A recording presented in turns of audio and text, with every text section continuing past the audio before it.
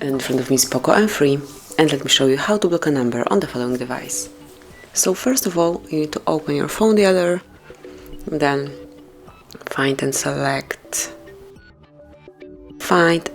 more icon, which is 3 dots 1 in the right upper corner, and go to the settings. Here you will notice block numbers icon, smoothly mark it, and now you can smoothly add some number to your blacklist by tapping on add a number, and now you can enter some particular number. Click on block, and that's it. You can also block all unknown callers by tapping on this switcher, and from now on you will not receive any calls from unidentified callers. Whenever you would like to remove some number from your blacklist, just tap on the cross icon, confirm it by tapping on unblock, and that's it.